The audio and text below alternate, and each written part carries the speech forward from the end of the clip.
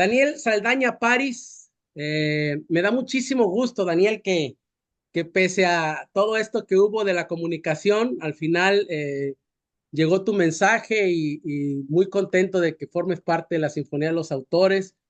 Pues hay un grupo, un coro ahí muy interesante que se está formando con un montón de experiencias, ¿no? De autores mexicanos nacidos entre 1965 y 1985. Tú eres de 1984. Te llevo 10 años, puedo ver la vida con 10 años de diferencia, ¿no? Entonces me da mucho gusto, me gusta mucho lo que haces. Yo principalmente me dedico a estudiar la poesía mexicana, latinoamericana, hispánica en general. Y bueno, he leído tu poesía, La máquina autobiográfica, etcétera. Y luego ya me pasé, ¿no? Como nos suele suceder a los que escribimos poesía, luego nos pasamos a la prosa y ahí andamos en todos los géneros. Antes de empezar, fíjate, Daniel, que antes de empezar, mano, hablar pues, casi siempre empiezo por el principio para ir hilvanando ahí cosas y reconstruyendo cosas que luego explican muy bien por qué estamos escribiendo o haciendo lo que estamos haciendo ahora, ¿no? Este, Hay una coincidencia bien grande que yo noté antes de, obviamente, ya meterme como a prepararme para esta conversación contigo. Una coincidencia bien grande que tenemos, mano, que yo no había encontrado a nadie que la tuviera de los autores con los que estoy conversando, que es el tema de los diarios y de toda esta literatura, ¿no? De los cuadernos de notas, los libros autobiográficos, toda esta parte que yo también, cuando hablabas, creo que vi en una entrevista, hablabas que se había formado como una especie como de trinchera ahí, ¿no? Con todos estos libros, ¿no? eh, pues que sentí una gran coincidencia porque yo me he dedicado, pues en los últimos, tú hablabas de 2 años o algo así, yo en los últimos, yo creo que unos 10 15 años, me he hecho un especialista en todos los temas de los diarios, de los cuadernos de notas, me fascina. Y la verdad es que noté, sobre todo en Aviones sobrevolando un monstruo, pues esa influencia, ¿no? Ese como tono que uno encuentra que es padrísimo, ¿no? Que uno encuentra cuando está leyendo, que ya ves que estos cuates hablan desde como un tono diferente, menos como atiplado, como más natural, como más espontáneo, ¿no? En el cuaderno o en los diarios, y que a veces se cambia un poco cuando ya escriben una novela o un cuento o lo que sea. Pero yo noté mucho y muy potente, te lo digo antes de entrar en materia, en Aviones sobrevolando un monstruo, que es un librazo, Daniel, y que me da mucho gusto que lo hayas escrito. Encontré todas estas coincidencias, este tono del diarista, pero también incluso hasta este diálogo con otros autores, pero incluso también hasta esta parte que los convierte ya en otra cosa, ¿no? Que es esta parte de investigar, ¿no? Un poco como hacía, me recuerda ahorita un poco como hacía Monterroso, que iba, no, pues yo casi no sé nada, pero ahí empieza, ¿no? Pon a investigar sobre eso cuando habla de los peregrinajes, todo, ¿no? Como una investigación cuando habla de los halcones, ¿no? De la secretaría. Entonces es muy interesante, es un libro que me parece muy, muy interesante y ya hablaremos de él, ¿no? Ay, Solo muchas gracias. Gracias, Rogelio. Qué gusto estar por acá platicando contigo. Mira, entonces, bueno, empecemos, Daniel. Yo sé que has dejado muchas cosas de personales y obviamente ya sé, ¿no? Porque me pasa a mí también y nos pasa a los autores, pues agrandadas, añadimos cosas, inventamos, reinventamos, etcétera, pero las has ido dejando, ¿no? En tus libros. Incluso, mira, hasta curiosamente la máquina autobiográfica, ¿no? También tiene una resonancia interesante ahí. Y aunque sé que has hablado de eso, pero me gustaría que un poco reconstruyeras estos años de tu infancia, ¿no, Daniel? De que, bueno, sé que tus papás estabas muy pequeño cuando se divorciaron, ¿no? Tenías 2 años y sé que te concibieron, bueno, tú lo has contado en La Habana, etcétera, etcétera. Pero cuéntame cómo fue eso, porque hay cosas que cuentas de que ibas con tu papá, que viviste con tu papá y luego con tu mamá, y bueno, sé que atesoras libros de Freud que pasaron de generación a generación, pero cuéntame un poco sobre esto, ¿no? Y fabula lo que tú quieras y agrega lo que tú quieras porque eso es maravilloso, pues. ¿Cómo fue? ¿Qué hacían tus papás? Sí. ¿Cómo fue todo este ambiente, no? Sí, pues, a ver, sí, nací aquí en la Ciudad de México en el Ah, 84. De hecho aquí bastante cerca de donde vivo, ahorita estoy en la del Valle Norte y nací en lo que era el Hospital de México, que ahora es el Ángeles, que está ahí en la Escandón, en el límite del Escandón sobre viaducto. Y viví en la Ciudad de México, pues eso, como hasta los 6 años más o menos. Em, Mis papás vivieron un tiempo en Texcoco, viví con ellos en Texcoco, al recién nacido estaba en Texcoco porque mi papá trabajaba en la Universidad Autónoma Chapingo. ajá, em, y estaba ahí muy metido en cosas del sindicato de Chapingo y no sé exactamente qué, o sea, son sociólogos los dos, sociólogo, sí, ajá. tanto mi papá como mi mamá, pero él algo andaba haciendo como con la gente ahí de agronomía y demás en Chapingo. Y y ahí estuve, pues, o sea, estuve en la Ciudad de México, eso, los primeros años. Se divorciaron mis papás cuando yo tenía 1 año, 2 años. Entonces siempre estuve como entre las dos casas, la casa de mi mamá y la casa de mi papá. Luego con mi papá nos mudamos al sur, a la Alameda del Sur, a los edificios Fobiste que están ahí en la Alameda del Sur sobre el Canal de Miramontes, pegadito a Cuapa. Y mi mamá vivía en Coyoacán, entonces estaba yo siempre ahí como entre Cuapa y Coyoacán. Y, y luego me fui a Cuernavaca. Yo tenía asma, tuve asma desde muy chico y en algún momento se puso bastante grave el asunto. O sea, pasaba ya, cuando entré a la primaria, pasaba mucho tiempo en el hospital. O sea, mi papá me tenía que llevar todo el tiempo al hospital, o mi mamá, y pasaba, pues eso, como varios días en el hospital y perdía muchas clases. Entonces decidieron que a lo mejor era una buena idea sacarme de la Ciudad de México, que además en esos años eran los años más duros de la contaminación, o Sí, empezaba cómo no. también como ese asunto. Y mi papá dijo, pues me voy a Cuernavaca y me lo llevo. Entonces él buscó trabajo allá en Él se Cuernavaca. fue por ti, Daniel. Sí, Prácticamente, dijo, pues buscándole el beneficio a Daniel, me mudo y busco trabajo en otro lado a ver si, o sea, sí. estaba medio heavy el asunto de tu asma. Sí, sí, sí estaba pesado, sí, sí, pasaba mucho tiempo enfermo y en el hospital y así. Y además yo estaba en una primaria como muy estricta, que no me gustaba mucho y me la pasaba muy mal. Entonces no estaba nada contento en la Ciudad de México. Ujú. Y mi papá se buscó un trabajo en Cuernavaca y en el canal, creo que al principio fue en el canal de radio y televisión del estado de Morelos.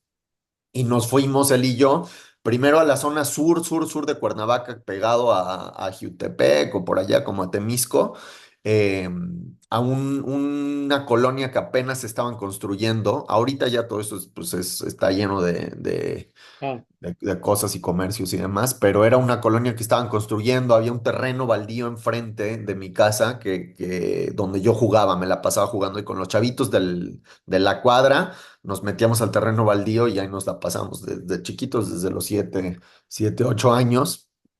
Y luego, pues ya me quedé en Cuernavaca, hice toda la primaria en Cuernavaca. Casi toda la primaria la hice en una escuelita que se llama el Colegio Freinet de Cuernavaca, que es como una pedagogía muy progresista, un Montessori, una cosa así. es cercano al Montessori, creo que es incluso un poquito como más radical que Montessori en algunos planteamientos. Em, pero pues era una escuela muy chiquita que estaba justo enfrente de mi casa, en otra parte de la ciudad donde nos mudamos luego. Yo vivía en unos edificios Fobiste, también en Cuernavaca, el Fobiste Cantarranas, y el Freinet está todavía enfrente del Fobiste. Entonces yo me cruzaba la calle caminando y me iba a la escuela, ¿no? Y ahí me eché toda la primaria. ¿Y Ahí cómo fue? estuve. ¿Cómo era? O sea, a tu mamá, normalmente, pues las mamás, ¿no? La mamá mexicana es la que normalmente los usos y costumbres es que ella se quede con el niño y toda esta cosa, ¿no? Acá, ¿cómo fue vivir con tu papá? ¿Veías a tu mamá, ella iba, tus papás tenían buena relación, o sea, una relación cordial o habían terminado No, siempre tuvieron muy buena relación y yo siempre vi a mi mamá mucho, o sea, Órale. pasaba la mitad del tiempo más o menos viendo, o sea, por lo menos todo el fin de semana me lo echaba en la Ciudad de México con ella, y luego ella me llevaba de regreso a Cuernavaca en el coche, entonces sí la veía mucho, ella se casó de nuevo en la Ciudad de México y tuvo otro hijo, entonces tengo un hermano 5 años menor Ajá. con quien también siempre tuve como una relación muy Cercano. estrecha. Mi mamá no es una mamá mexicana así de ese estilo muy tradicional, no nació en México ella, pero sí tuve una relación muy cercana y como que ¿De seguí. dónde es tu mamá? Mi mamá es difícil de decir, digamos, ahora es mexicana porque lleva aquí más de 40 años, pero nació en Suiza siendo española, o sea, mis abuelos maternos son españoles, salieron de España durante el franquismo y se fueron a vivir a Ginebra, donde mi abuelo era traductor para la Organización Mundial de la Salud. Y Órale. mi mamá nació ahí, pero en un entorno donde eran todos españoles, o sea, es básicamente como una colonia de Ah, españoles dentro de Ginebra. ujú. Y ella llegó a México cuando tenía, no sé, 18 19 años. Y ya ella se instala y ahí conoce a tu papá, Sí, ella ya estudió aquí, hizo toda su vida y su carrera aquí, todas sus amistades aquí, sí. Daniel. Y entonces en ese entorno un tanto inestable, porque tenías que estar con tu mamá, con tu papá, etcétera, ahí empiezas ahí empieza tu interés por leer o los dos, supongo que sociólogos leían, ¿no? Y empieza ahí tu interés por la lectura o por Sí, yo creo que siempre, o sea, siempre me interesó. Sí, hay algo que dice Piglia en sus diarios, justamente en lo de los diarios de Emilio Renzi, Ajá. sobre ese primer desplazamiento, ¿no? En su caso era que se fue de La Plata a un suburbio de Buenos Aires, ¿no? Que es, Ah, digamos, más o menos la misma distancia que hay entre Cuernavaca y la Ciudad de México, y que hay algo como de ese primer movimiento, ese primer desplazamiento que de algún modo lo arroja a la lectura, ¿no? Y yo creo que a mí me pasó algo de eso, es decir, no estar en un lugar, por alguna razón como que lo relaciono con la literatura, o sea, no estar en ese otro lugar donde podría estar en este momento, ¿no? Una especie como de añoranza o como de imaginar lo que está pasando en la otra casa. Y, pero siempre, o sea, siempre me compraron pues, libros infantiles, me encantaban los libros de terror de chavito, leía como todos los de ¿cómo se llamaban? Estos de Goosebumps y ah, estos así como, sí, como de terror muy formulaicos, pero me encantaban. Y los del pequeño vampiro, que yo era así como muy fan porque eran muy sentimentales, pero de terror. Y, y leía eso, o sea, leía como, ya luego empecé a leer como clásicos infantiles, o sea, Jack London, me acuerdo mucho que leí Colmillo Blanco, o bueno, El llamado de la selva, que es como una llamada a especie la de selva. llamado de la selva Ah, que me encantó, o sea, fue así como me impresionó. Y el perro del llamado de la selva que se llama Buck, ajá. eh, me obsesioné y entonces tuve un perro que le puse Buck, un poco por eso, Pues aunque yo, ahí mencionan, ¿no? Buco, Baco, sí, ¿no? Buck o Buck, sí, yo le decía Buck al perro, sí. Oye, Daniel, y ahí en esa etapa de, digamos, la infancia, vas cruzando hacia la adolescencia, ¿hay alguna cosa que te haya como que marcado mucho? ¿Hay alguna, digo, la experiencia de asmática y toda esta cosa es jodida, pues, ¿no?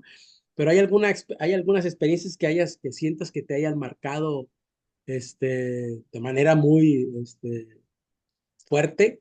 Pues hay como imágenes o episodios de los que me acuerdo mucho, pero no es que sean escandalosos en sí mismos. Me Ajá, acuerdo que ahí en Cuernavaca, donde vivía en el Fobiste, Eh, nuestro departamento estaba en la planta baja y había unas escaleras que subían y en algún momento mi casa estaba enfrente de un orfanato del Ejército de Salvación y estaba en la misma calle como a 3 cuadras de la cárcel, que ya no existe sí, esa cárcel, pero es la cárcel de Acapancingo ahí en Cuernavaca.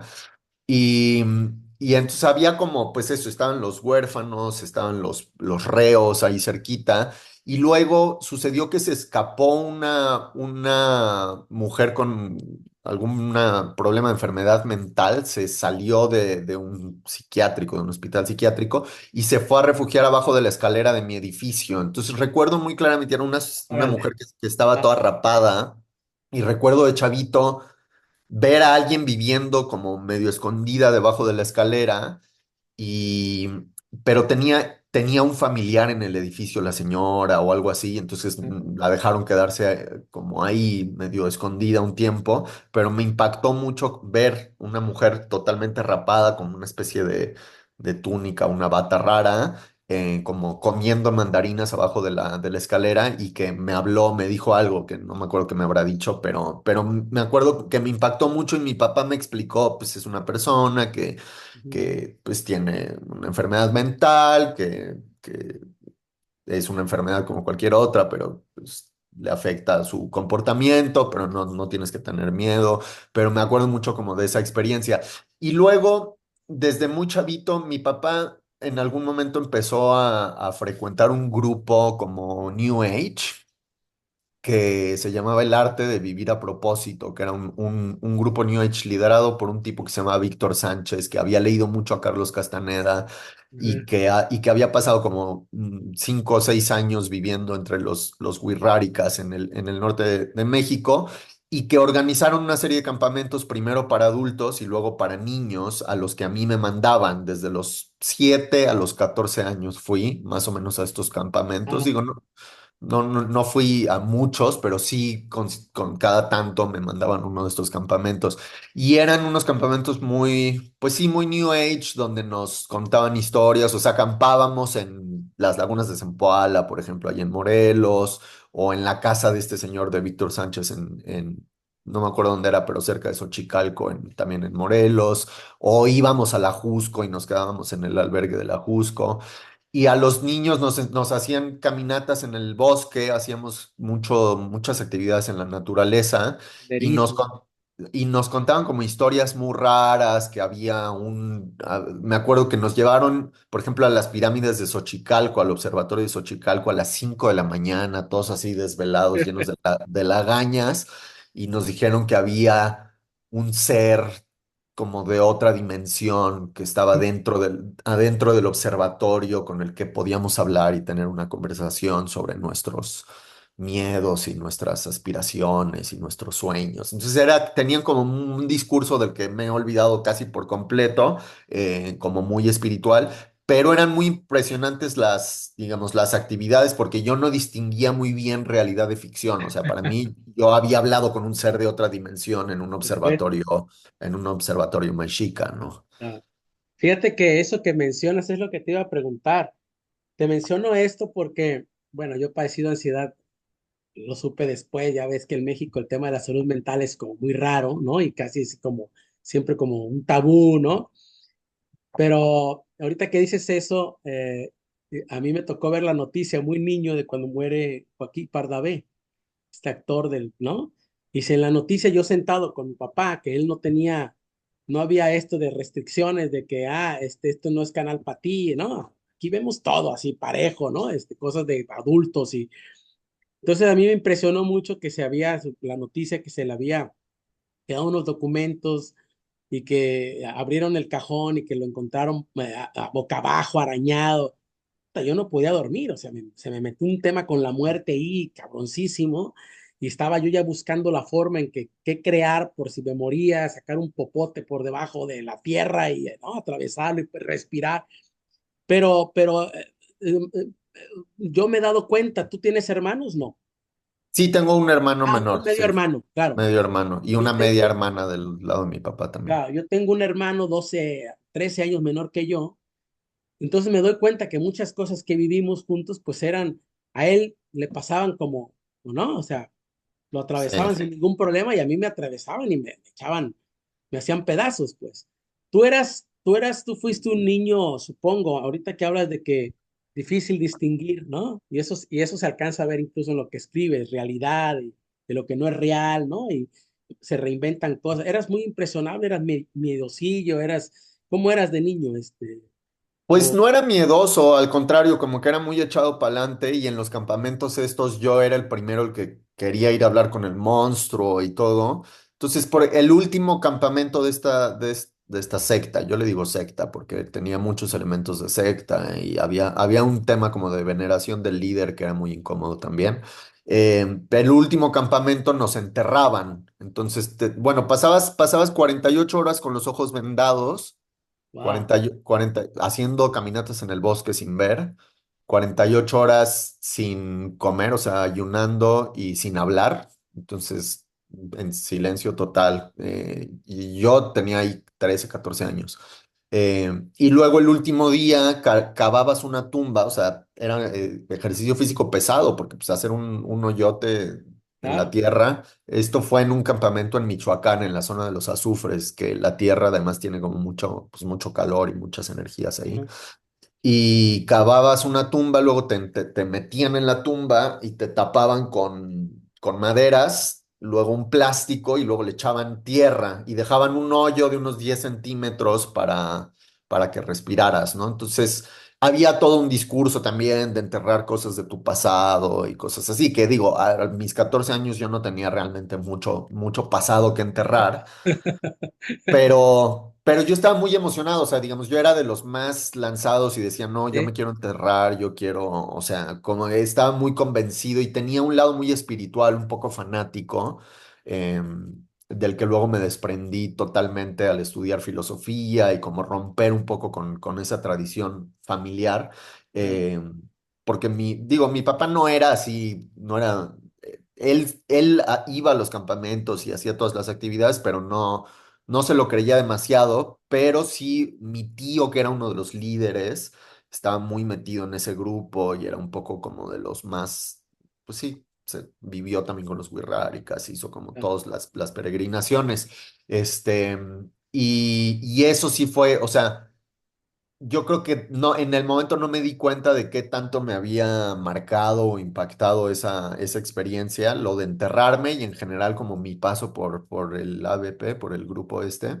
Ajá, Y hasta muchos años después, de hecho claro. hace 2 años apenas, mi tío se encontró un video que grabó en ese campamento en el que me enterraron y me lo mandó y ahí fue cuando un poco como que me cayó el 20 de qué tanto me había marcado y sí me marcó mucho, o sea, a nivel... No sé, sí, era muy difícil para mí regresar de vacaciones y explicarle a mis amigos en la escuela, todos se habían ido de vacaciones a Acapulco o a ver a la Claro. familia a Toluca o qué sé yo. Y tú fuiste enterrado, ¿no? Tus Y yo vacaciones. era como, no, pues yo hablé con un ovni, me enterraron, entonces sí sentía, o sea, como que me volví muy espiritual en un sentido raro y luego lo aterricé haciendo teatro, que fue lo primero que hice, o Ajá. sea, como más artístico, quise hacer teatro y siempre hice mucho, bueno, desde chavito me metí mucho a la actuación. Oye, incluso hiciste después, ¿no? Después harías una película, ¿no? Que fue casi como algo muy fortuito, pues, ¿no?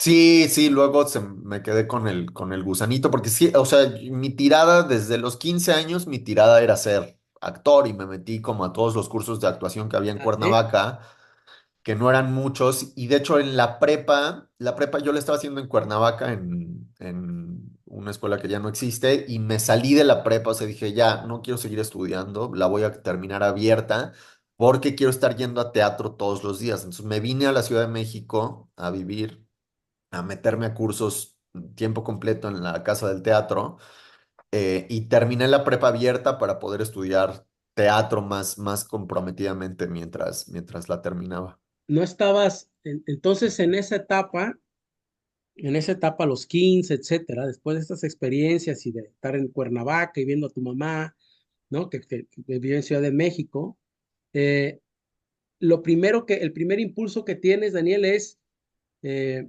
¿estabas escribiendo ya algo o no escribías? ¿Estabas como ya leyendo más o estabas enfocado o lo primero fue meterte en el tema del teatro?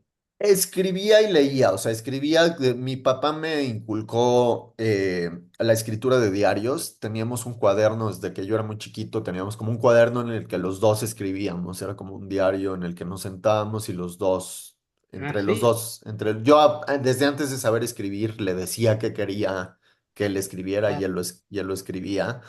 Y luego yo empezaba a escribir y él hacía dibujitos y así. Y siempre, siempre seguí, o sea, como a los 11 o 12 a los 11 años escribí unos poemas como muy abstractos, como medio metafísicos, raros. Y mi papá los mandó a un concurso de radioeducación que había, que era como poesía escrita por niños ujú. y gané el concurso este, ¿no?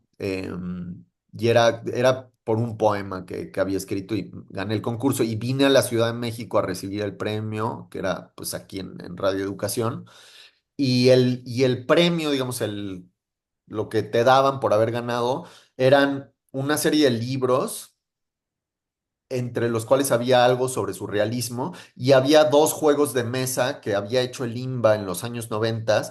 Uno de ellos era una especie de Monopoly, pero inspirado por las teorías del surrealismo y era como por los 40 años de la muerte de André Breton o alguna Ah, cosa así que habían hecho. Y era, y era como un Monopoly del subconsciente donde ibas sí, conquistando territorios del surreal. mundo subconsciente, surreal, una cosa así.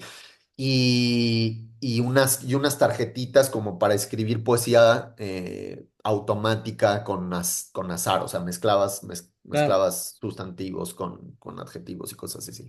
Y, y eso me fascinó y me volví como un obsesionado del surrealismo a los 12 13 años. Pues, tenía todas mis paredes llenas de cuadros de Remedios Varo y de Dalí y leía mucho surrealismo, o sea, leía mucho, empecé a leer mucha poesía de chiquito, empecé como, me clavé con Paul Eluard y Vanguardia, con, claro. sí, como que era lo único que me interesaba, era la música, me gustaba mucho la música y la poesía de vanguardia, como surrealista específicamente. Ajá. Y es ahí, en esa evolución que estás teniendo, escribes diario, bueno, eso del diario también tiene una resonancia bien importante, ¿no? Con lo que va a venir después de tu, ya como meterte a leer todo. Por cierto, aquí tengo, mira,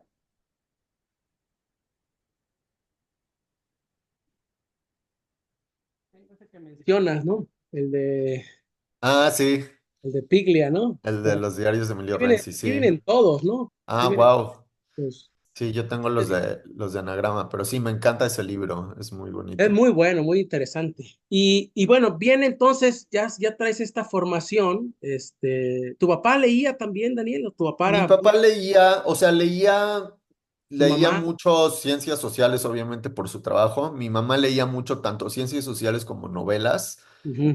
Sí recuerdo, tenían muchas novelas. En casa de mi mamá había muchas novelas de Bukowski en las ediciones de compactos de Ah, Anagrama que me dijo que estaban prohibidas. O sea, como que me dijo, esas no las puedes leer porque no son para gente de tu edad. Y obviamente eso me llamó la atención y y lo las, leíste. ¿no? Em, Cuando cumplí 15 mi mamá me regaló un libro de Allen Ginsberg, que eran como los últimos poemas de Allen Ginsberg, que era, no me acuerdo cómo se llama, Fama, algo, no me acuerdo cómo se llama, Em, pero que eran poemas muy gruesos, como de amor homosexual, con chavitos, y como que mi mamá yo creo que no sabía lo que me había regalado, dijo como, Claro. bueno, poesía, Allen Ginsberg, y eran poemas como bastante gruesos y explícitos, y también me encantó. Y, pero sí, leía las cosas que había en mi casa.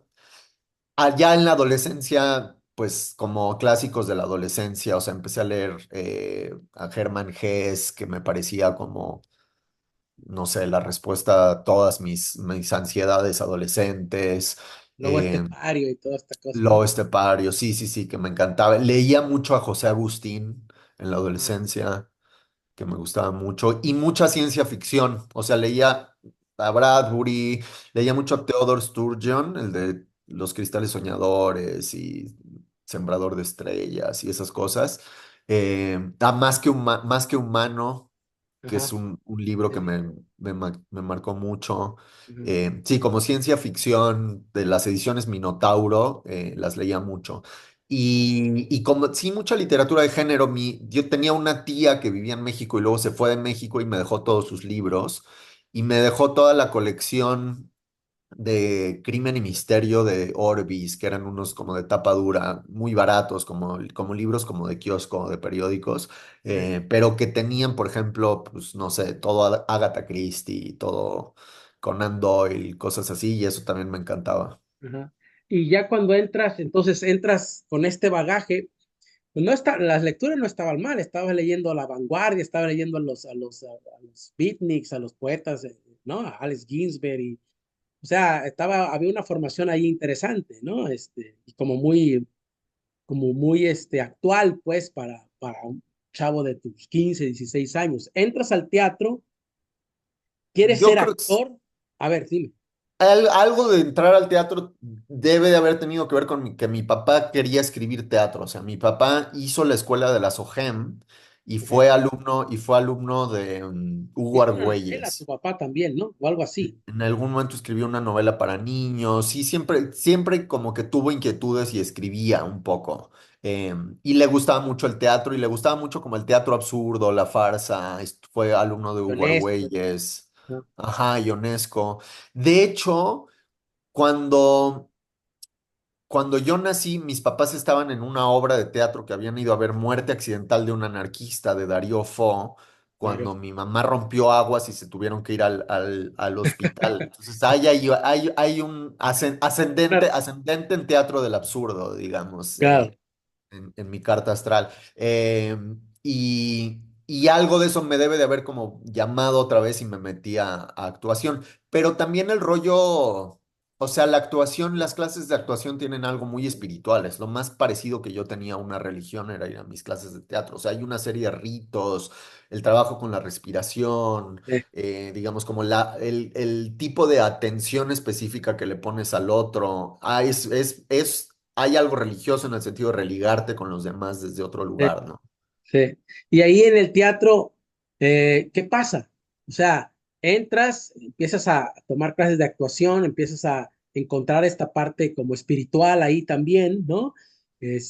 Con el tema de la respiración, que tú tienes un rollo ahí con la respiración que es raro, ¿no? Lo has mencionado, ¿no? Lo has escrito, pues. ¿Y qué pasa, Daniel? O sea, ¿qué viene después? ¿Lo abandonas y empiezas a escribir o te vas o qué haces? Sí, más bien cuando me metí más en serio, o sea, más en serio, digo, me metí a muchos talleres de teatro de adolescente y cuando ya tenía 17, 18 años, poco antes de decidir a qué carrera iba a entrar, estaba yo pensando estudiar teatro y de hecho me fui a Querétaro porque quería estudiar en Querétaro teatro con un maestro que había ahí que era como más teatro del cuerpo, que me interesaba como un teatro más experimental, más cercano a Grotowski, como Eugenio Barba, que era Mm, como el trabajo desde el exterior hacia el interior, es decir, una mm. serie de movimientos que detonan una emoción y no al revés, que es Stanislavski, digamos, simplificando. Pero en último momento me harté de la gente de teatro, o sea, como que había muchos, como personas muy fresas que querían salir en comerciales y que iban a los mismos talleres de teatro que yo iba y había algo de ese ambiente que me desesperaba, como que Ah, no me cayó bien la gente de teatro al final.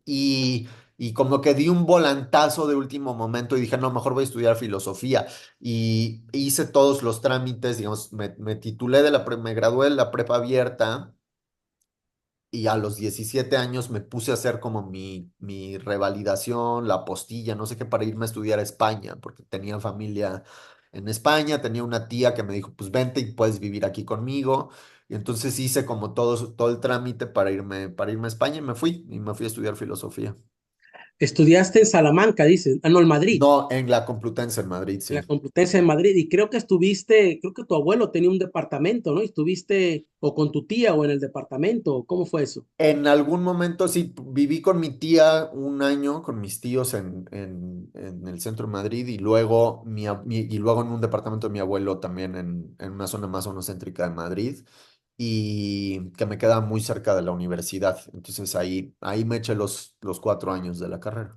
Fíjate que tú ahí ya tenías ya una intención de ser escritor, seguías, supongo, leyendo, tenías una intención de ser escritor o no. Ahí ¿Estabas como que escribiendo? se ¿Cómo? me quitó, o sea, me fasciné mucho con con la filosofía y dejé de escribir casi por completo, o sea, hacía como collages y de pronto escribía en tenía cuadernos, siempre tengo cuadernos, pero empecé a escribir menos porque estaba muy fascinado y deslumbrado con la carrera y quería, y me concentré mucho en estudiar. Lo que pasa es que era muy malo, o sea, siempre he sido muy mal estudiante y me iba muy mal, o sea, yo me esforzaba mucho y me gustaban mucho las clases, pero escribía los ensayos finales y hacía los exámenes y me iba siempre muy mal, o sea, tenía muy malas calificaciones en la carrera y entonces me empezó a desesperar que, digamos, que mi entusiasmo no era nada redituable ni Ya, bienvenido.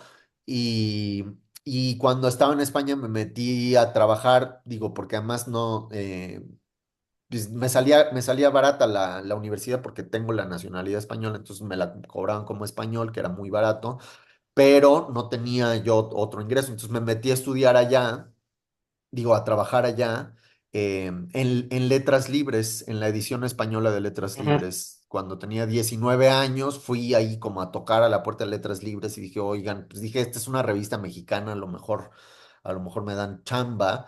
Y me dijeron, pues vente si quieres, no te podemos pagar, pero vente si quieres a como, pues aquí a hacer tus prácticas o lo que sea, ¿no? Y estuve así un tiempo como aprendiendo a editar, te encargaban alguna traducción, alguna entrevista. Le hice a mi profesor, digamos, favorito de la carrera, que era José Luis Pardo, que es un filósofo al que todavía respeto mucho. Dame 2 segundos. Sí, Espérame un segundo. sí.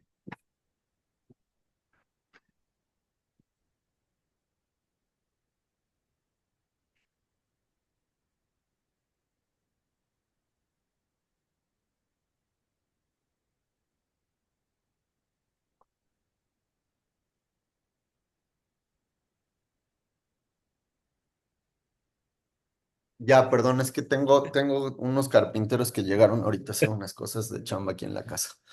Ah, y entonces estuviste en letras libres, ¿no?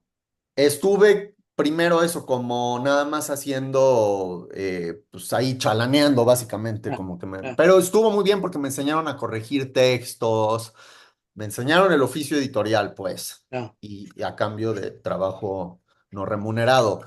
ah. Y luego llegó el hijo de Krause a vivir a Madrid y entonces me corrieron. Y porque le dieron digamos, lo pusieron a él a hacer las cosas que yo hacía. Entonces me metí a trabajar en una heladería y trabajé un tiempo en una heladería en Madrid sirviendo helados. Ajá. Y después regresas. Y O luego sea, regresé a Letras Libres, sí. no, pero regresas a Ah. México. O sea, esa Sí. etapa, después de que estás ahí, todavía no, Daniel, todavía no dices, yo le voy a dar por aquí, todavía no viene esa etapa en la cual dices, yo me voy a dedicar a esto, a escribir, o se fue dando de forma así práctica, como accidentada.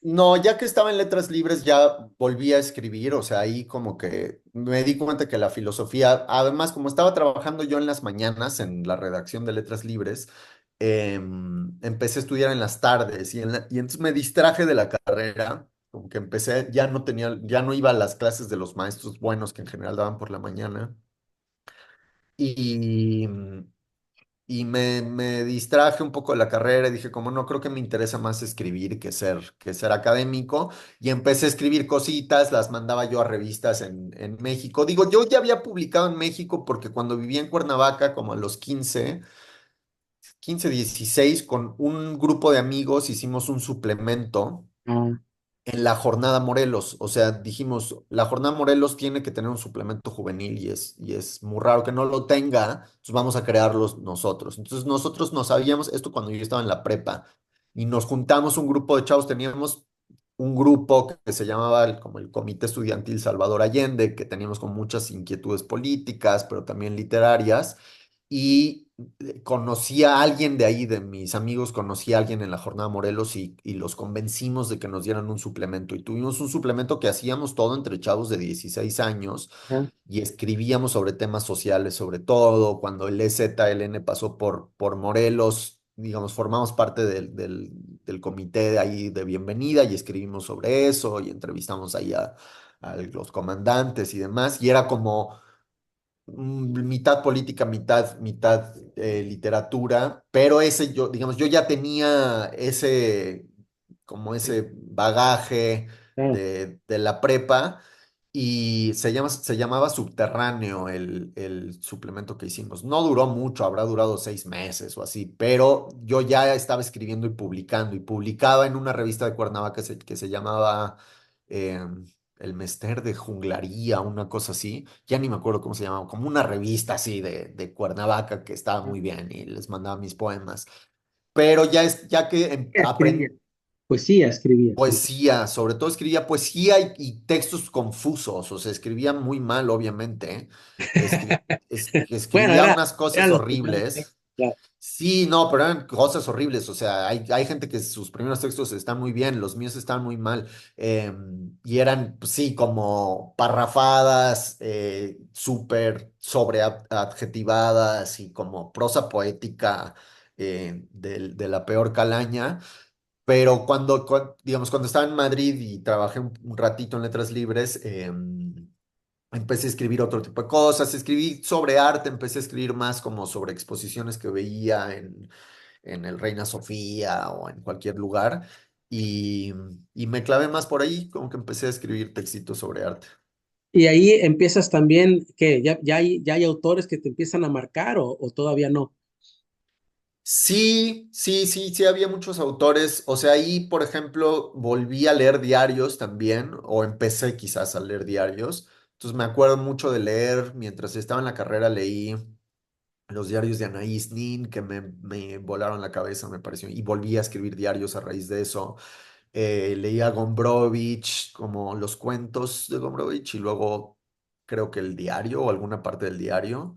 Eh, Y luego como que son también los años de las lecturas serias, ya sabes, ¿no? Entonces, pues me eché El hombre sin atributos de Musil, claro. que me voló también la cabeza y me pareció increíble, eh, como la trilogía de Beckett, como esas cosas. Y leía mucho o sea, me iba a las bibliotecas, que en Madrid hay un buen sistema de bibliotecas, entonces sacaba libros de ahí y leía todo de las ¿Y bibliotecas poeta?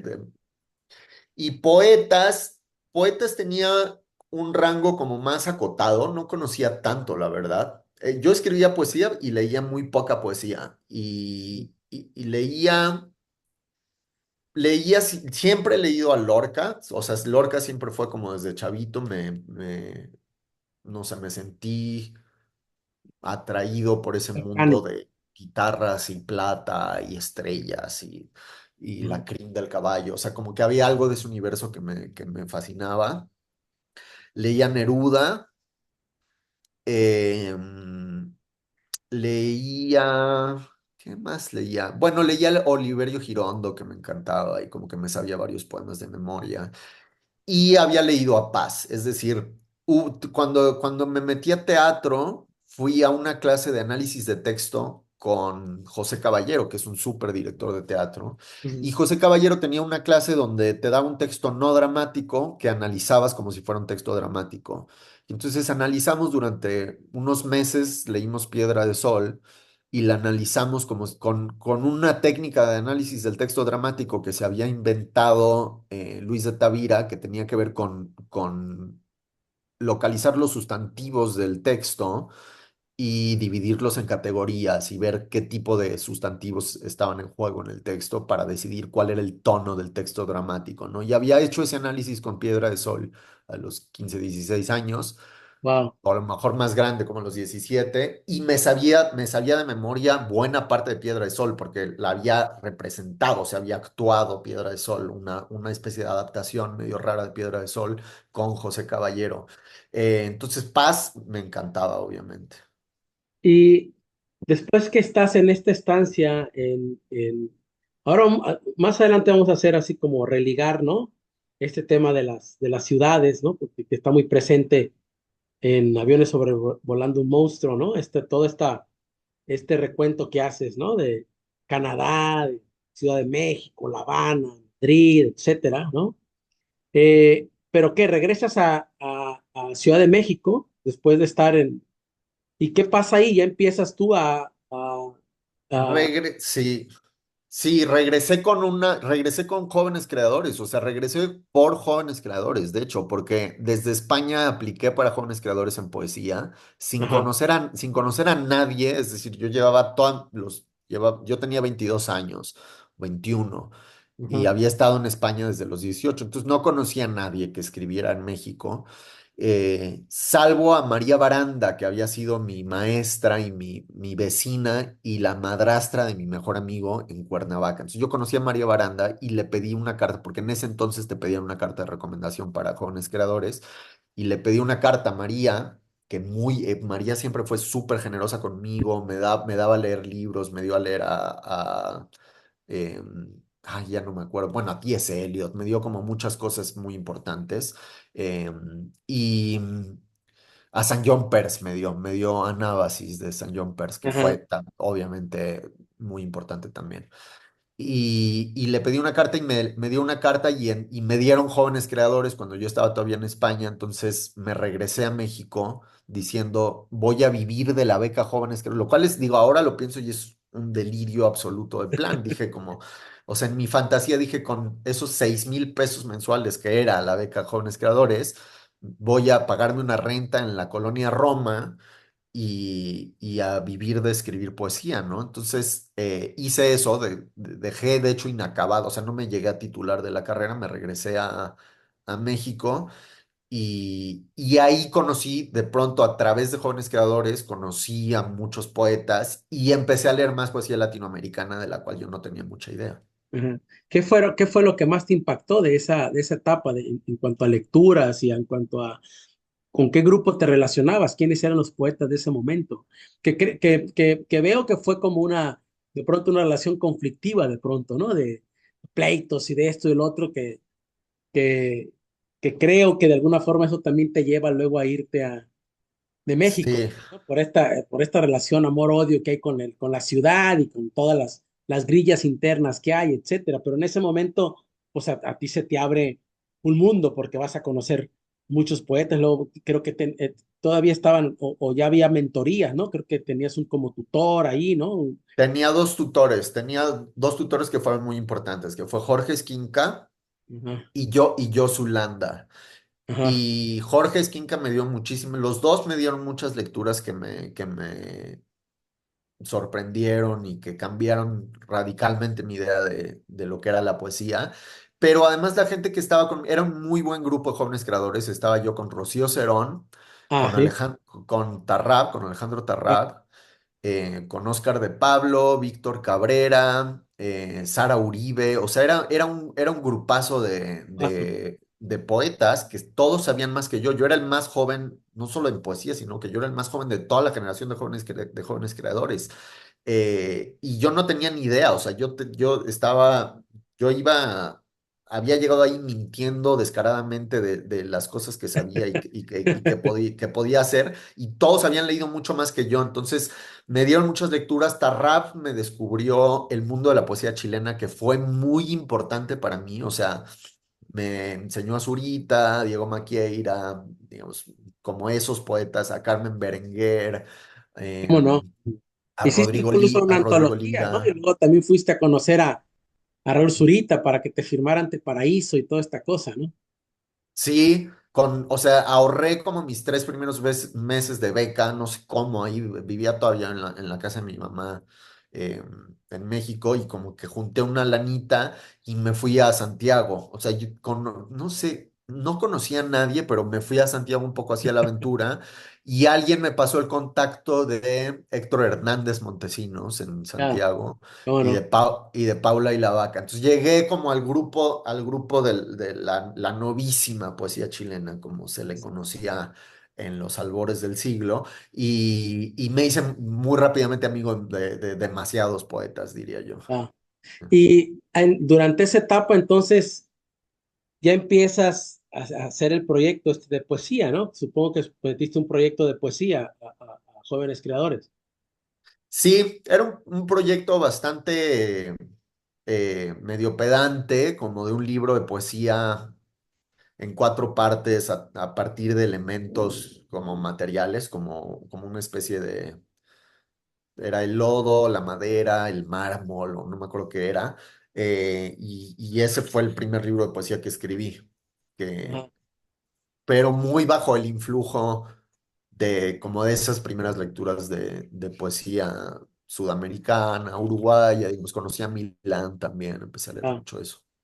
Milán, claro que estaba ya en México, ¿no? Para entonces.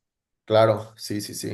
Ah, y luego, bueno, viene esta etapa que escribes poesía, y luego que publicas, después vas a publicar La máquina autobiográfica, y después vas a hacer también una, no sé cuándo sacaste la antología de poesía chilena, pero vas a hacer Sí, una en dos mil antología doce sí. en 2012, ¿no?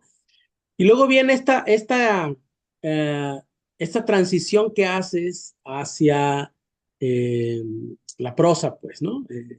Vas a publicar este libro que va a ser, digo, como muy importante, que es el de Aviones sobrevolando un monstruo, que sale en Anagrama, ¿no? Y en ese libro, pues ese libro como que religa muchas cosas, o sea, está el poeta ahí, se alcanza a ver, ¿no? Esta voluntad de estilo y incluso todas las atmósferas que tienes en el libro, que me parece muy interesante. Y ahí empiezas a religar pues muchas cosas. Digo, voy a saltarme esta etapa, ¿no? Porque pues después te vas a Canadá, ¿no? Y vas a estar, creo que estás con Ana en ese tiempo, ¿no? Que ella está haciendo un doctorado. Tú tienes una etapa, bueno, la cuentas, ¿no? Habrá muchas cosas que obviamente pudieron reinventarse o reescribirse o lo que sea, pero estás en Canadá, tienes una etapa, pues, por lo que se ve en Aviones sobrevolando un monstruo, pues una etapa dura, ¿no? Hay una etapa de que padeces dolor crónico y luego estás en una etapa con el tema de las drogas, etcétera, que fue una etapa así, pero que lo que narras me parece muy interesante porque no quedas solamente en lo personal, sino que haces también como con esta influencia de tus papás, sociólogos, haces como todo un análisis, ¿no? Incluso hasta antropológico de cómo se vive esa experiencia en Canadá. A mí me pareció como muy coincidente, ¿no? Cuando hablas de las bibliotecas y de los yonkis que van, o de los pordioseros, o los hombres de calle que se refugian. Yo en Nueva Zelanda estuve trabajando en la Biblioteca Nacional, entonces dirigiendo el catálogo de español, y efectivamente es el único Wow. lugar en el que tiene que ir mucha gente, ¿no? Todos y tiene las puertas abiertas y ahí se duermen, lo que cuentas ahí, ¿no? Pero me parece que te internas en un mundo, pues bastante fuerte, bastante duro, pues, ¿no? Entonces, me parece muy interesante porque te digo, en Aviones sobrevolando un monstruo, que es como que en donde confluyen muchas cosas, ¿no? Desde tu nacimiento hasta tu etapa en Madrid, hasta contextos que, pues, que no haría uno mal incluso en querer clasificar, porque está todo ahí, ¿no? Hay momentos demasiado poéticos, ¿no? Hay una pulsión muy, muy fuerte poética, está lo personal, pero también hay un tipo que está haciendo investigación, ¿no? Está un tipo que está dialogando con un montón de autores, como te decía. Entonces, y están las ciudades como encarnadas en uno, y como haciendo esas ciudades en uno a otra persona, pues, ¿no? Entonces, a mí me gusta mucho Aviones sobrevolando un monstruo. También leí el baile y el incendio, que tiene esta cosa también muy particular de lo que haces en Aviones, que es pues esta que internas a investigar también, y vas contando desde como la experiencia personal de los personajes hasta lo que haces de irte hasta el siglo XIII, etcétera, etcétera, ¿no? Con las brujas y toda esta cosa. Pero en Aviones, pues hay una cosa como muy personal, ¿no? Cosas que cuentas, por ejemplo, de Madrid, pues muy duras también, de tu experiencia personal, ¿no? Pero la etapa, por ejemplo, esta etapa de Canadá, ¿no? Con esta experiencia que tienes con el tema de las drogas y toda esta etapa como de rehabilitación, etcétera, eh, y queriendo tú escribir, pero no encontrando como una voz, ¿en qué momento, digo, porque esto es una cosa que haces como retrospectiva, ¿en qué momento, Daniel, viene esta transición en el cual yo leí obviamente La máquina autobiográfica, tiene esta pulsión también como diarista, ¿no? Como de anotaciones, como cosas que quedan como inconclusas en los poemas, etcétera. Pero ¿en qué momento se da esta transición a esta voz, ¿no? Que yo encuentro en lo personal tan peculiar, tan potente, este, eh, que bueno, sale y el libro, bueno, pues tiene esta recepción tan buena, se publica en Anagrama y de alguna forma creo que es un libro, y perdóname que te lo diga así de esta forma, pero un libro como parteaguas, digamos, en el encuentro con una voz totalmente eh, como natural, como directa, como como desprejuiciada, como, sí, o sea, como totalmente espontánea, pero al mismo tiempo está la poesía ahí y incluso está esta parte, ahora que hablas de lo actoral ahí también, ¿no? ¿En qué momento llegas a eso? Cuéntame sobre esa llegada a eso. Pues siempre escribí ensayos, o sea, desde que estaba en la carrera, como que empecé a escribir ensayos y siento que ahí en los diarios fue como donde fue mi taller un poco, o sea, como tratar de escribir ensayos que mandaba a revistas, no sé, ¿cómo se llama? A Crítica, la revista de la Universidad de Puebla, ¿no? Y a varias revistas que iban mandando por todas partes, a Lubina mandaba mis ensayitos y así, y como en el trabajo con los editores aprendí mucho, o sea, con los comentarios que me hacían y así, y ahí yo creo que fui un poco afilando, ahí y en los diarios fui definiendo un estilo o tratando de encontrar algo parecido a un estilo, y, y en algún momento en 2019 después de haber vivido en Canadá y haberme desintoxicado, que pasé, digamos, tuve un periodo de varios años que yo tenía artritis reumatoide, pero no diagnosticada, tenía mucho dolor físico y yo ya de todas formas siempre tuve problemas de ansiedad y como de automedicarme con alcohol y con drogas un poco como para bajarme la ansiedad. Y en Canadá me desintoxiqué por primera vez. Ahora otra vez estoy sobrio desde hace más de un año, pero en Canadá empecé, digamos, un programa más serio de desintoxicación en Narcóticos Anónimos. Y eso también me permitió como tener más claridad, como para ver en retrospectiva lo que había escrito en los últimos años y armar un libro con eso, es decir, empezar a dibujar un libro o decir como estos, entre todos estos textos se cuenta una historia o hay un arco o hay algo parecido a una estructura de libro. Claro, Y cuando armé esa estructura me di cuenta que faltaban algunos textos, o sea, faltaba escribir un texto largo sobre Montreal, que lo escribí específicamente para el libro, escribí el texto de Madrid también específicamente para el libro porque había también, digamos, un tema, o sea, por un lado quería hablar eso de la ciudad y de Madrid, pero tenía que hablar de la sexualidad de algún modo, o sea, creo que también hay como todo una especie como de lento darme cuenta de, no sé, la importancia de la bisexualidad en mi obra y en mi vida, y como permitirme escribir de eso y permitirme explorar como escenas de mi pasado y escenas de mi vida que yo no sabía cómo acomodar dentro de mi narrativa y que en algún momento dije como, a lo mejor es que soy bisexual y esto se puede contar así. O ni siquiera desde un punto de vista identitario, porque no, claro, digamos, no siento que sea una cosa y no otra, pero como acomodar experiencias sexuales que yo no sabía cómo acomodar dentro de mi narrativa autobiográfica. Y algo ahí como que empezó a hacer clic y a permitirme contar las cosas de otro modo y de una manera más directa. O sea, creo que también, no sé, eso, la claridad de la desintoxicación y de la sobriedad, y como la visión un poco más frontal de, de mi sexualidad y de mi historia de vida, o sea, como Sí.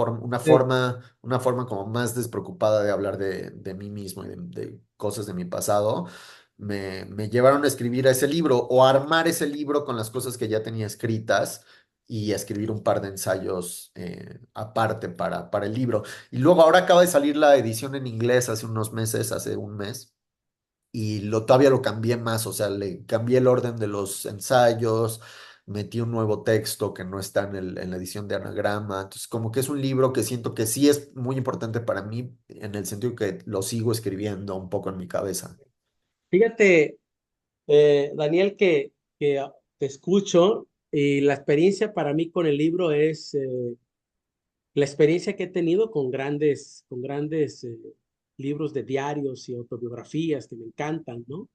Ahora estaba, fíjate, ahorita que hablas de la bisexualidad, estoy terminando, bueno, voy a la mitad de los diarios de Cheever, no sé si lo, Es uno de mis diarios bisexuales de cabecera, sí. bueno, pero ahorita que hablabas de este tema, fíjate, no sé qué vaya a pasar más adelante, justamente a la mitad, pero me ha dejado un poco como a, como a la mitad, ¿no? Cosa que no me pasó con aviones, me deja un poco a la mitad porque hay este tema, ¿no? Lo toca el tema, pero no lo toca tan abiertamente. Entonces, siempre me deja, incluso hay veces en las que noto que Chiver va intenso, y luego, como que regodea, ¿no? Y paisajea y describe cosas, pero no está como fuego, ¿no? Vital. Y de pronto me quedo así como, ¿no? No me pasó con aviones. Creo que eso que hablas me pareció muy acertado de que lo hablaras así abiertamente, no solo del tema de la sexualidad, sino de todos los temas. O sea, cuando hablas de Cuernavaca con Lori, cuando hablas de Madrid, con esta experiencia que tuviste con esta chica, ¿no? En el departamento, con las vísceras de la piñata, creo que es un gran acierto porque, y es una gran valentía también, porque uno tiende normalmente a autocensurarse, ¿no? Y yo digo, wow, este tema, o sea, yo no sé si vio a tu mamá, tu papá, familiares, etcétera, y puede ser complicado, pues yo he escrito cosas en clave en mis novelas y las descubren familiares que me han dejado de hablar, pues, o sea, tú sabes que, tú sabes que eso es complicado. Y aun cuando, lo sabes tú, lo sé yo y lo sabemos los que hacemos este tipo también de obras, que, este, pues uno, por esta fabulación loquísima, como tu caso, pues uno va agregando cosas y uno va, ¿no? Armando, pero sobre la base este, digamos, cónclave real de nuestra propia autobiografía, etcétera, etcétera. Entonces, a mí me gusta que te sales de esa dimensión, te sales de esta cosa personal para incluso analizar el tema de manera, o sea, casi como un académico, pues, ¿no? Y plantearlo de una manera diferente. Y sí he notado en los textos que en conjunto, pues hablan, sí, de una persona, digámoslo así, un autor textual, digámoslo, pero también hablan de un ser humano, o sea, hablan de lo humano, pues, ¿no? Y esta parte es donde ya empiezas a tocar otras fibras que, pues, hacen aquello, pues, le dan esta universalidad, que es lo que todos queremos, pues, que esos textos tan personales sean, al final del día, tan universales, ¿no? Y por eso creo que es un librazo, ¿no? A mí me ha encantado, y Muchas más por lo que gracias. dices de que creo que soltaste ese chorro de voz que ya traías ahí, o sea, sin reticencias, sin cortapisas, y como que, ¿sabes que me vale un poco madre y voy a contar las cosas como son? Y yo creo que al final del día esas son esos es cuando pues das el home run, pues, ¿no? Cuando pegas en donde realmente debes de pegar, y cae todo, pues, ¿no? Cae la piñata con todas las vísceras, ¿no? La Ujú. imagen de las vísceras me gustó mucho, Daniel, porque ahí es donde está, ese es tu libro, pues, ¿no? Me parece como que es la base de ese libro. Ahí están las vísceras, este tipo dejó las vísceras ahí, ¿no? En este, Sí, sí creo mucho en eso, o sea, sí creo que hay que echarle la entraña, o sea, que hay que ponerle entraña a las cosas. Y digo, obviamente, no me gusta la literatura autobiográfica, autocomplaciente, que digamos que solo se regodea en como no sé, como la afirmación de una identidad o de un credo identitario. Creo que hay que problematizar el género autobiográfico y me gusta, digamos, me gusta además meter las lecturas como parte de la autobiografía, porque creo que para nosotros que pasamos buena parte del día y de nuestra vida leyendo, digamos, es un poco absurdo separar como vida de lecturas, ¿no? Todo está un poco atravesado y creo que ese es una lección que aprendí de Sergio Pitol, o sea, que creo que en los ensayos de Pitol y en la trilogía de la memoria eh, el arte de la fuga. está eso, ¿no? En el arte de la fuga el arte de la fuga es eso, la idea de que no hay una discontinuidad entre vida y escritura o entre vida y lectura y literatura. Entonces, quería que tuviera esa parte, pero que también tuviera, digamos, cuerpo, o sea, que estuviera dicho, que estuviera enunciado desde un cuerpo, ¿no? Sí, sí, te digo, eso es lo que me detengo mucho en él porque es un libro que se debe de leer, ¿no? Que todos deben de leer. Es un libro que me parece fundamental en nuestra tradición porque veo estas tres, te digo, estas tres dimensiones muy claras. Veo, te digo, la imagen de la piñata cayendo con las vísceras, me parece que ese libro está escrito desde ahí, pero no se queda ahí, sino que es la experiencia, digamos, personal que vas, ¿no? Narrando desde diferentes perspectivas a partir de diferentes ciudades, pero luego también está esta relación con los autores que invocas y que evocas, etcétera, pero luego está también este conocimiento sobre lo que estás viviendo, más allá, digamos, de lo puro personal, sino que estás agregando también una investigación casi como un académico que agregas ahí y que eso es lo que al final del día hace que, como decimos vulgarmente, cierre la pinza, pues, y creas un texto maravilloso, pues, y todos los textos me parecen extraordinarios, ¿no? Ay, Entonces, muchas yo, gracias. yo te felicito por eso, es un libro que disfruté mucho, casi, o sea, realmente lo leí en una sentada, como leí On Writing de Stephen King, o un libro que escribió Murakami, que me encantó también sobre qué hablo cuando hablo de escribir, o no sé cómo, no lo recuerdo. El de correr, el de, No, tiene uno tiene ah, el no de sé, correr y tiene otro de escribir.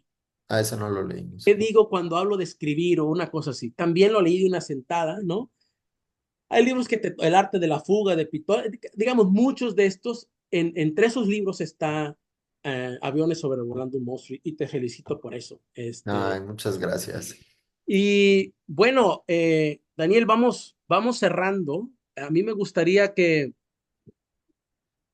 me dijeras qué estás haciendo ahora, eh, eh, eh, hacia dónde estás trabajando, qué estás como construyendo, qué te interesa, hacia dónde vas ahora con, con, con tu escritura, con tus lecturas, etcétera. Pues sí, ay, perdón que se está metiendo tantito ruido aquí de la obra, pero estoy trabajando un poco, creo que lo que descubrí haciendo aviones sobrevolando un monstruo y escribiendo casi en simultáneo El baile y el incendio es que me gusta tener dos proyectos que tengan ciertos vasos comunicantes, pero que también tengan como su propia identidad y un género distinto casi. Entonces estoy terminando una novela que empecé a escribir en Nueva York con la beca de la Biblioteca Pública de Nueva York, que es una novela que tenía inicialmente mucha investigación, o sea, como que justo la beca de la biblioteca es para que uses los archivos de la Biblioteca Pública de Nueva York para escribir algo, entonces sí me eché una como sumergida dura en los archivos y leí mucho sobre la Ciudad de México, sobre la expansión de los suburbios, específicamente de Ciudad Satélite y el proyecto de Ciudad Satélite de Mario Pani y como urbanismo en la Ciudad de México y la constitución del espacio urbano en México. Y luego me clavé un poco como pensando, todo este es como el costado más ensayístico de la novela, pero pensando como en Ángel Rama y la ciudad letrada y como cómo la constitución del espacio físico afecta también el espacio simbólico, imaginario en el que transitamos. Es una novela como a dos, partida entre la Ciudad de México y Nueva York y partida entre dos temporalidades en el pasado y en el presente, los setentas, ochentas y en el presente. Y esa la tengo que terminar, espero, en estos meses.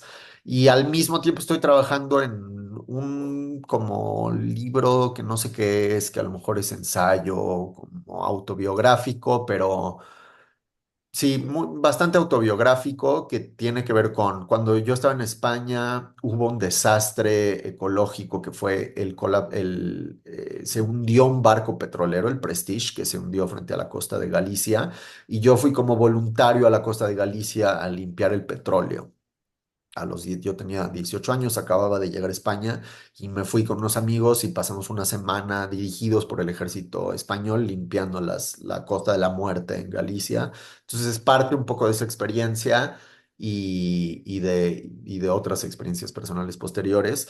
eh, y es algo más ensayístico, más autobiográfico. Pero estoy como trabajando en los dos al mismo tiempo, sin mucha prisa, la verdad. O sea, también como que siento que publiqué dos libros muy seguiditos y se va a reeditar también en Hace años Anagrama. salieron, ¿no? Aviones y el baile y el incendio, ¿no? Salieron, sí, hace en 2021, hace tres Claro, años, sí. claro. Y entonces no tengo como mucha prisa. Se va a reeditar además en Anagrama eh, mi segunda novela, El Nervio Principal. Y, y hice otro proyecto el año pasado que es como sobre esta historia de las secta New Age en la que estuve. Escribí un audiolibro que salió con una plataforma y estoy también como adaptándolo para que salga como un Ajá. libro en papel. Estoy como así en varios proyectos al mismo tiempo, escribiendo cuentos de vez en cuando y así. ¿Y qué estás leyendo, Daniel? Ahora, ¿qué? Estoy leyendo, llevo como 4 meses sin leer ficción. Decidí como hacer un ayuno de ficción. Bueno, miento, sí he leído, leí uno de Natalia Ginsburg el otro día, como que me lo leí de una sentada y leí uno de Helen DeWitt que me encantó, que se llama em, The English Know About Wool. Los ingleses saben sobre la lana, sobre lana, Ujú. que son como novelitas breves, la de Ginsburg y la de DeWitt, que me leí de una sentada, pero fuera de eso he estado leyendo solo filosofía, porque decidí un poco como regresar a estudiar filosofía, y entonces estoy como haciéndome un repaso un poco panorámico de la historia de la filosofía, como con guías de estudio, algo muy escolar, pero sentí que necesitaba como reconectar con esa parte de mis estudios y tal. Y, y en eso he estado sobre todo. Y digo, siempre leo poesía, pero medio suelto, o sea, como que de vez en cuando me recomiendan algo y lo leo. eh, y traduzco mucho, entonces, bueno, he estado traduciendo más, entonces acabo de hacer una traducción de Nelly Bly, que era una periodista, como de las primeras reporteras inmersivas del periodismo en primera persona en Estados Unidos en el siglo XIX, que se fingió estar loca para que la metieran a un psiquiátrico y escribió sobre esa experiencia, y acabo de hacer una traducción de ese libro. Y ya, sí, cositas así. Pero Sigo poesía, leyendo poesía chilena, pues ahora le dieron el Premio Nacional de Poesía en Chile a Elvira Hernández. Me puse a releer la obra de Elvira Hernández, que es una poeta que me gusta mucho y que tenía medio olvidada, hace mucho que no la leía. ¿Y qué más he leído de poesía? Eh, pero ya estás no me escribiendo acuerdo. poesía, Daniel, estás escribiendo poesía. No, no, ya no escribo poesía. O sea, escribo poesía en mis diarios a veces para mí mismo, pero lo que me pasa es que ya no la sé corregir. Entonces a veces escribo un poema y se queda ahí, pero como que ya no encuentro la manera de acceder de nuevo al poema para seguirlo trabajando. Entonces son solo apuntes, pero ya no creo que vaya a publicar poesía. Ujú. a menos que la poesía regrese a mí, pero me parece necio forzarlo. ¿Crees que has encontrado, digamos, alrededor de esto que has estado escribiendo, ya me imagino un ya tono muy personal, pues, ¿no? Que a lo mejor te impide reconectarlo, digamos, con el tono que tenías en, en- en la poesía, ¿no? Sí, sí, sí me pasa algo de eso. Sí me cuesta como reconectar con lo que hacía y las cosas que disfruto como lector de poesía están muy lejos de lo que yo mismo escribo. O sea, me gusta mucho cierto tipo de poesía que está casi en las antípodas de lo que me interesa a mí escribir ahora mismo. Daniel, pues muchísimas gracias, amigo. La verdad que te agradezco esta conversación. Creo que ha sido muy luminoso conocer pues esta evolución tuya ¿no? Desde tu etapa de niño asmático, ¿no? En Cuernavaca con tu papá, ¿no? Este, mira, uno quisiera hablar mucho más. Ahorita mencionaste El Nervio Principal, también que me parece una gran novela, ¿no? Este, curiosamente, el niño tenía tu edad, ¿no? Cuando se va esta mujer a Chiapas, ¿no? Y bueno, que existe esa separación, pero siempre está uno volviendo. A mí también me pasa eso. Yo también, pues la base de todas mis novelas, incluso las que escribo para niños, y eso es una base autobiográfica. Unas como estas autobiografías amañadas, les digo yo, porque va uno agregando cosas, ¿no? Deseos, cosas que no fueron, pero que uno deseó y a uno las pone ahí como tú ya lo sabes mejor que nadie. Entonces, no se puede hablar de todo, yo quisiera hablar de todo, ¿no? Incluso faltó hablar más del baile y el incendio, que también me parece muy interesante, pero de lo que sí no quería dejar de hablar era, bueno, de esta formación y de aviones, que me parece una obra, digo, vendrán muchas más, ya habrá manera tiempo de platicar, ¿no? ¿Cuál va ocupando como un centro, digamos, pero ahora me parece que aviones es una gran obra, entonces ojalá nos veamos pronto, ya que estás en Ciudad de México, o si vienes a la FIL, o sea, y ya platicaremos con más detalle de muchas cosas que se me quedaron en mis anotaciones, ¿no? Pero que creo que, bueno, ha sido esto como muy esclarecedor de mucho de lo que estás haciendo, pues, ¿no? Y me gusta mucho, yo también he sido pues, muy, muy pata de perro, muy viajero, y he vivido en muchos sitios, entonces también entendí mucho esta idea de cómo el espacio, ¿no? Las ciudades se configuran en uno, pues, ¿no? Y cómo uno al recorrerlas, pues parece que ellas son las que nos recorren a nosotros, pues. Entonces, te agradezco mucho la conversación, Daniel, y espero verte pronto. Gracias. Muchas gracias, Rogelio. Estuvo muy bueno la platicada. Un abrazo, Abrazo. hasta luego.